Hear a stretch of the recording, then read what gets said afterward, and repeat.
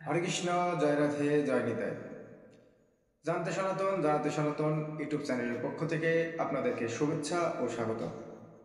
আজকে আমি আপনাদের সামনে উপনীত হয়েছি একটি টপিক নিয়ে। সেটা হলো যে ভগবান শ্রীকৃষ্ণের পায়ের নূপুর একটি ছোট আর একটি বড়। এটা কেন?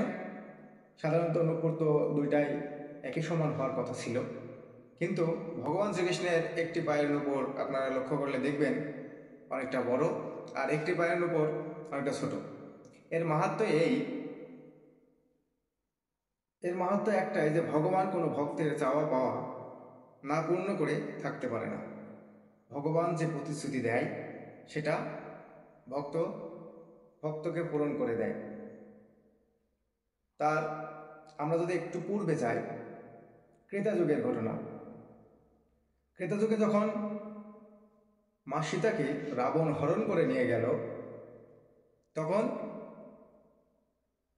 ভগবান শ্রীরাম একটু শোকাহত হয়ে একটি বৃক্ষের নিচে তিনি বিশ্রাম করলেন। তিনি বসলেন, কিছুক্ষণ বসে তার হাতের সেই ধনুকটি একটি নিচে রাখলেন। রাখার পর কিছুক্ষণ পর দেখে সেখান থেকে রক্ত ঝরছে। ভগবান শ্রীরাম একটু বিমোহিত হলেন যে রক্ত কোথা থেকে আসলো। তারপর তিনি লক্ষ্য করলেন তার ধনুকে চাপা পড়ে একটি মানে ব্যাঙ, একটি ব্যাঙ তার ধনুকে চাপা পড়ে তার ক্ষত হয়ে রক্ত ঝরছে।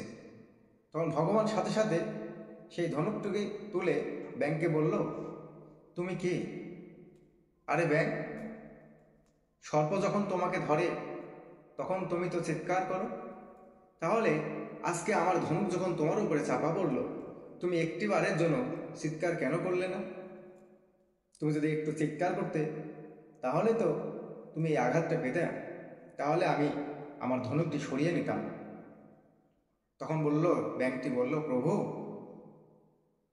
সর্প যখন আমাকে আঘাত করে তখন আমি তোমার কাছেই আবদার জানাই, আমি আমার ঈশ্বরের কাছেই আবদার জানাই, আমি আমার ভগবানের কাছেই আবদার জানাই। আজ সেই ভগবানই যদি আমাকে চাপা দিয়ে রাখছে, এটা তো আমার পরম সৌভাগ্য। আমি কার কাছে আবদার জানাম, কার কাছে আমি বাঁচতে চাইব? এটা তো আমার পরম সৌভাগ্য, ভগবানের হাতে মৃত্যুবরণ করা। তখন ভগবান রাম বুঝতে পারল। তখন ব্যাংকে বলল, তুমি তো সাধারণ কেউ নয়, তুমি কে? তোমার পরিচয়টি দাও। তখন ভগবানের কাছে ওই ব্যাংকটি বলল, প্রভু, আমি হচ্ছে কর্ণব মুনি, আর আমার গুরুদেব বিশ্বাবসু মুনি। আমি আমার গুরুদেবের সেবা করতাম, যত্ন করতাম, কিন্তু আমার গুরুদেবের সেবা করা চলাকালীন হঠাৎ করে একদিন আমার নখে আমার গুরুদেব আঘাত পায় এবং আমার গুরুদেব আমাকে অভিশাপ দেয়। আমি অভিশাপের কারণে আমি ব্যাঙের জন্ম হয়েছে। তখন ভগবানের কাছে সব কথা বলল।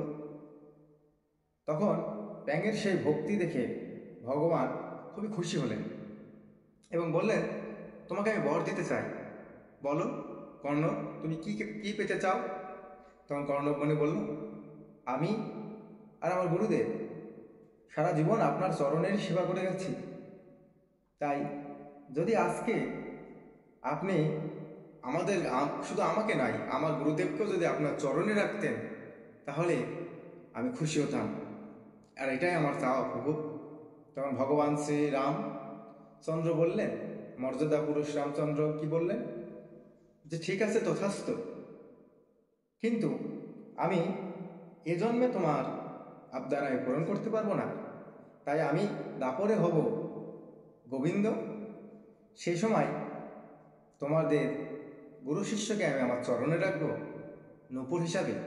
তুমি থাকবে আমার একটি পায়ের ছোট নূপুর, আর তোমার গুরুদেব থাকবে আরেকটি অন্যটি পায়ের বড় নূপুর।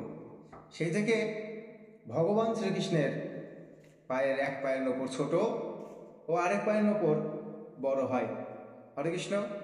শুধু ভক্তবৃন্দ, গৌর ভক্তবৃন্দ, আমার এই তত্ত্বের মধ্যে যদি কোনো ভুল ত্রুটি হয়ে থাকে অবশ্যই ক্ষমা সুন্দর দৃষ্টি রাখবেন। আর যদি ভালো লেগে থাকে তাহলে অবশ্যই আলোচনাটি শেয়ার, লাইক ও কমেন্ট করবেন, এমনকি সাবস্ক্রাইব করে আমার চ্যানেলের পাশে থাকবেন। ধন্যবাদ সবাইকে। হরে কৃষ্ণ, জয় রাধে, হরি বল।